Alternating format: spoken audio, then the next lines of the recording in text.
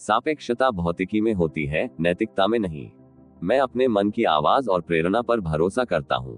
कभी कभी बिना कारण के महसूस होता है कि मैं सही हूँ। सच्चाई की खोज उसके मालिक होने से ज्यादा कीमती है। सच्चाई की तलाश उसे पाने से ज्यादा अहम होती है। सफलता जिज्ञासा, ध्यान, लगन और खुद की कमी पहचानने से आती है। कोई भी बेवकूफ चीजों को बड़ा, मुश्किल और हिंसक बना सकता है, लेकिन उल्टी दिशा में चलने के लिए समझदारी और हिम्मत चाहिए।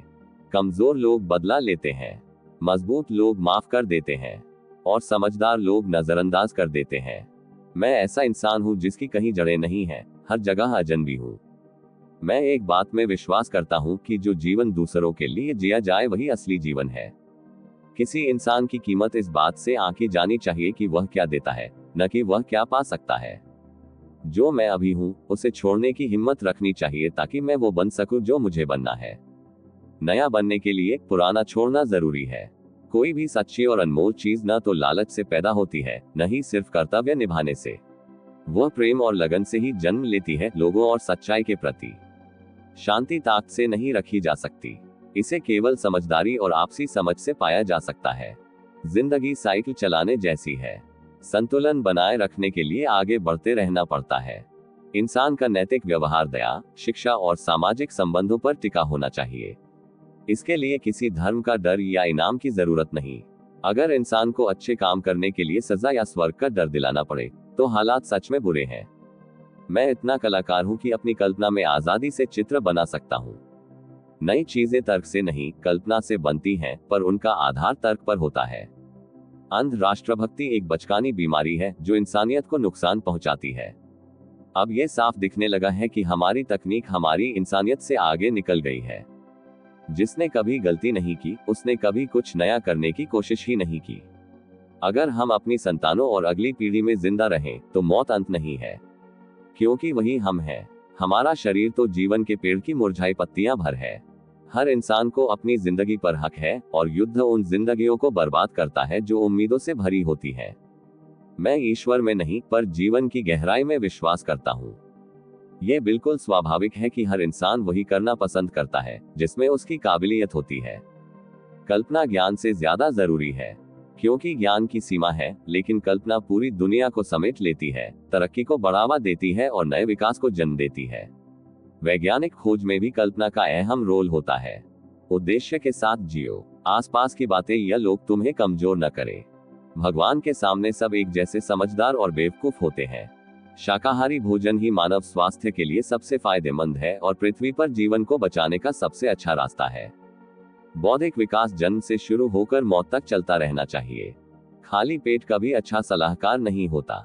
मैं उस इंसान को सलाम करता हूं जो जीवन भर दूसरों की मदद करता है, जो बेखौफ है और जिसे गुस्सा व नफरत छू भी नहीं सकती। अगर वैसे ही सोचने वाले लोगों का साथ, कोई मकसद और कला या विज्ञान की असंभव लगने वाली खोजें न होती तो मुझे जीवन सूना लगता।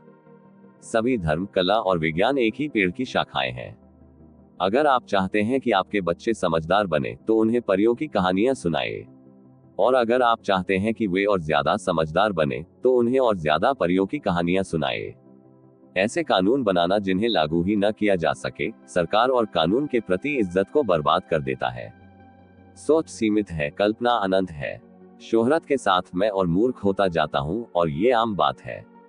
एक इंसान की असली कीमत इस बात से तय होती है कि वो खुद के अहंकार से कितनी आजादी पा सका है। असफलता और कठिनाइयां सबसे अच्छे शिक्षक और शुद्ध करने वाले होते हैं। मैं मानता हूं कि शिक्षा में सिर्फ काम की और तथ्य पर आधारित चीजों पर ज्यादा ध्यान देना नैतिक मूल्यों को कमजोर करता है।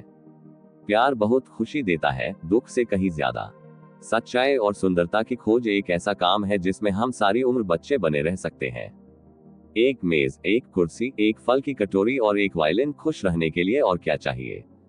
चालाक इंसान समस्या सुलझाता है, बुद्धिमान इंसान उसे होने ही नहीं देता।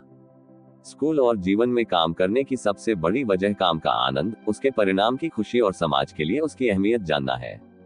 सही चीज हर बार मशहूर नहीं होती, और मशहूर चीज हर बार सही नहीं होती। नैतिकता, मोरालिटी सबसे ज्यादा जरूरी है, हमारे लिए, भगवान के लिए नहीं। मृत्यु एक सच्चाई है। जिंदगी तभी खत्म मानी जाती है जब इंसान अपने कामों से अपने आसपास कोई असर डालना बंद कर दे, जब वो अपने अनुभवों में कुछ नया जोड़ न सके। देखने और समझने में जो खुशी मिलती है वही प्रकृति का सबसे सुंदर तोहफा है। हर इंसान को देश और समाज के मामलों में अपनी बात रखनी चाहिए। परमाणु ऊर्जा का उपयोग कोई नई समस्या नहीं लाया, उसने बस पुरानी समस्या को और जरूरी बना दिया है। भगवान को हमारे गणित के सवालों की कोई परवाह नहीं, वो अपने तरीके से काम करता है। इस ब्रह्मांड का सबसे बड़ा रहस्य यह है कि यह समझ में आता है। मैं मानता हूं कि सादा और बिना दिखावे वाली जिंदगी हर किसी के लिए सबसे अच्छी है। प्रकृति को ध्यान से देखो, फिर तुम हर चीज को बेहतर समझ पाओगे। दुनिया जैसी है वो हमारे सोचने का नतीजा है। इसे बदला नहीं जा सकता जब तक हम अपनी सोच नहीं बदलते। मैं अकेले चलने वाला घोड़ा हूं, मुझे टीम या साथ काम करना पसंद नहीं। मैं कभी पूरी तरह देश, दोस्तों या परिवार से जुड़ नहीं पाया। उम्र के साथ अकेले रहने की चाह और बढ़ती जा रही है। अगर खुद को खुश करना है तो किसी और को खुश कर दो। अगर तुम प्यार में ठोकर खाओ तो उठना आसान है, लेकिन अगर सच में प्यार में गिर जाओ तो फिर उठना मुश्किल होता है। बस मुस्कुराओ और सब ठीक रहेगा। अकेला स्थान और अकेला समय तो बस परछाई बन जाते हैं। असली हकीकत दोनों के मेल से ही बनती है। हर किसी को आगे बढ़ने का हक मिलना चाहिए। अगर खुश जिंदगी जीनी है तो उसे किसी लक्ष्य से जोड़ो, न कि लोगों या चीजों से। मिलेवा मारिक से नाराज मत होना कि मैं तुम्हें लंबे समय से नहीं लिख पाया। कहने को कुछ खास है नहीं जो तुम पहले से नहीं जानती, तो मैं बस वही लिखता हूं जो हमेशा अच्छा लगता है। शादी में लोग एक दूसरे को अपनी चीज समझने लगते हैं, आजाद इंसान नहीं। मैं ऐसे भगवान की कल्पना नहीं कर सकता जो अपनी बनाई चीजों को सजा या इनाम देता हो। ऐसा भगवान इंसानी कमजोरी का ही प्रतिबिंब है। अगर नैतिकता नहीं होगी तो इंसानियत का कोई भविष्य नहीं। वैज्ञानिक को असली खुशी समझने में मिलती है, न कि उस खोज के इस्तेमाल में।